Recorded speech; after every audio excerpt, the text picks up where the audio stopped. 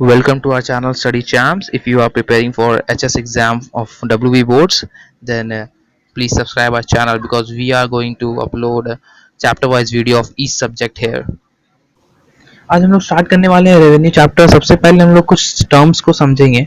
तो जो सबसे पहला है वो है टोटल रेवेन्यू। टोटल रेवेन्यू का मतलब क्या होता है? इसका मतलब होता है कि एक टोटल इनकम जो आपने अर्न किया है सारे प्रोडक्ट्स को सेल करने में। ठीक है, इसका फॉर्मूला कुछ इस तरह से हो सकता है, average revenue into number of products sold. अब हम लोग दूसरे कंसेप्ट की तरफ बढ़ते हैं जो कि है एवरेज रेवेन्यू। ठीक है, एवरेज रेवेन्यू का मतलब है कि वो इनकम जो आपने एक प्रोडक्ट को सेल करके अर्न किया है। इसका फॉर्मूला आ जाता है कि total revenue divide by output. Output क्या? जो बेच चुके मैंने, आउटपुट सोल्ड। ठीक है, लास्ट में आता है एक टर्म जो है मार्जिनल रेवेन्यू। इसका मतलब आप लोगों को ध्यान से समझना है। ठीक है, ये बिल्कुल मार्जिनल कॉस्ट, मार्जिनल प्रोडक्ट के जैसा ही है। आपके एक एडिशनल यूनिट ऑफ प्रोडक्ट को सेल करने से टोटल रेवेन्यू में जो चेंज आया उसे आप मार्जिनल रेवेन्यू कहेंगे। फॉर एग्जाम्पल, आपका टोटल रेवेन्यू था 100 रुपया, आपने एक प्रोडक्ट बेचा, आपका टोटल रेवेन्यू हो गया 120 रुपया। तो एक प्रोडक्ट बेचने से टोटल रेवेन्यू में चेंज कितने का आया? 100 से 120 हुआ तो चेंज आया 20 का। तो जो वो 20 रुपए हैं वो हो जाएंगे मार्जिनल रेवेन्यू। आगे के टॉपिक को स्टार्ट करने से पहले मैं आप लोगों को कुछ मार्केट के बारे में बता दूं कि इस पूरे रेवेन्यू चैप्टर में हम लोग जो भी पढ़ेंगे सारे दो मार्केट के हिसाब से पढ़ेंगे। एक है परफेक्ट कंपटीशन मार्केट और दूसरा है imperfect competition market. Perfect competition market का मतलब मैं आप लोगों को आगे वाले चैप्टर में बहुत डिटेल से बताऊंगा, लेकिन अभी के लिए ये जानना जरूरी है कि इस मार्केट में प्राइस फिक्स रहता है और इम्परफेक्ट कंपटीशन मार्केट में प्राइस फ्लक्चुएटिंग रहता है, यानी चेंज कर सकता है कोई भी बायर और सेलर प्राइस को। ठीक है, चलिए हम लोग बढ़ते हैं अपने नेक्स्ट टॉपिक की तरफ जो कि है relation among different revenue concept when price is fixed. इसका मतलब प्राइस फिक्स है, यानी कौन सा मार्केट है? Perfect competition market.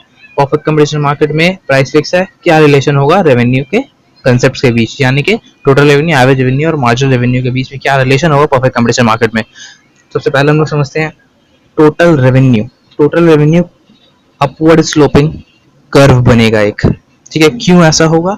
क्योंकि हम जब भी बेचेंगे कोई भी प्रोडक्ट परफेक्ट कंपटीशन मार्केट में तो एक ही दाम में बेचेंगे। एग्जाम्पल 20 रुपीज, आज मैंने एक प्रोडक्ट बेचा 20 में, फिर मैंने बेचा 20 में, तो क्या होगा? मेरा टोटल रेवेन्यू 20 20 20 बढ़ता जाएगा। तो रेट सेम है, इसलिए ये स्ट्रेट लाइन होगा total revenue curve, upward sloping होगा। चलिए बढ़ते हैं अपने पॉइंट नंबर 2 की तरफ जो कि है एवरेज रेवेन्यू और मार्जिनल रेवेन्यू के बारे में। एवरेज रेवेन्यू और मार्जिनल रेवेन्यू दोनों ही बराबर होंगे और हॉरिजॉन्टल लाइन बनाएंगे पैरेलल टू एक्स एक्सिस। ऐसा क्यों? ऐसा इसलिए क्योंकि देखिए, हम लोग अगर टोटल रेवेन्यू 100 रुपए कमाते हैं 5 प्रोडक्ट को बेच के, ठीक है, तो एवरेज रेवेन्यू कितना हुआ? Total revenue divide by output. Total revenue 100, output हमने बेचा 5, तो हो गया आंसर कितना? 20। Average revenue 20। फिर हमने एक प्रोडक्ट बेचा, टोटल रेवेन्यू 20 से बड़ा, क्योंकि एक प्रोडक्ट बेचेंगे तो 20 रुपए ही मिलेगा हमको, प्राइस तो चेंज कर नहीं सकते। तो टोटल रेवेन्यू हो गया 120 डिवाइड बाय आउटपुट। आउटपुट कितना बेचा हमने? पहले 5 बेचा था तो 100 आया था, अब तो हमने 120 बेचा, 120 टोटल रेवेन्यू आया, तो कितना बेचा हमने? 6। तो 120 डिवाइड बाय 6, फिर से आंसर 20। इस वजह से एवरेज रेवेन्यू कर्व हमेशा 20 होगा, 20 ही में ही रहेगा। इसके वजह से ये हॉरिजॉन्टल लाइन बना। और मार्जिनल रेवेन्यू भी बिल्कुल सेम होगा, क्योंकि हर बार रेवेन्यू 20 से चेंज होगा, टोटल रेवेन्यू 20 से चेंज होगा, इसके वजह से मार्जिनल रेवेन्यू भी 20 ही रहेगा, यानी मार्जिनल रेवेन्यू एवरेज रेवेन्यू के बराबर रहेगा। अब नेक्स्ट टॉपिक है हमारा relation among different revenue concept when price is variable, यानी प्राइस जब फ्लक्चुएट करता है, चेंज होता है, तब रेवेन्यू के कंसेप्ट्स के बीच में क्या रिलेशन होगा। यानी कि हम लोग किस मार्केट का बात कर रहे हैं अभी? Imperfect competition market. चलिए इसका पहला पॉइंट हम लोग समझते हैं क्या रिलेशन है। जब तक मार्जिनल रेवेन्यू पॉजिटिव रहेगा, यानी ग्राफ के अंदर रहेगा, ठीक है, एक्स एक्सिस से ऊपर रहेगा, तब तक टोटल रेवेन्यू इंक्रीज करेगा आउटपुट के इंक्रीज करने से। जब पॉइंट नंबर 2 में हम लोग बढ़ते हैं, जब मार्जिनल रेवेन्यू 0 हो जाएगा तो टोटल रेवेन्यू अपने मैक्सिमम पे होगा। और थर्ड पॉइंट, जब मार्जिनल रेवेन्यू नेगेटिव हो जाएगा, यानी एक्स एक्सिस के नीचे चल जाएगा, तो टोटल रेवेन्यू फॉल करेगा, यानी उसका ग्राफ नीचे की तरफ आना स्टार्ट हो जाएगा।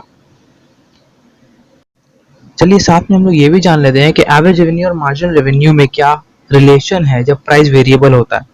चलिए सबसे पहला होगा कि जब एवरेज रेवेन्यू डिक्रीज करेगा मार्जिनल रेवेन्यू भी डिक्रीज करेगा, लेकिन उसका रेट डबल होगा। यानी अगर एवरेज रेवेन्यू 1 नंबर से डिक्रीज करता है तो मार्जिनल रेवेन्यू 2 नंबर से डिक्रीज करेगा। पॉइंट नंबर 2, मार्जिनल रेवेन्यू 0 पे जा सकता है, वो नेगेटिव भी हो सकता है, लेकिन एवरेज रेवेन्यू कभी भी 0 पे नहीं जाएगा, कभी भी नेगेटिव नहीं होगा, वो हमेशा पॉजिटिव रहेगा, एक्सेस के ऊपर रहेगा।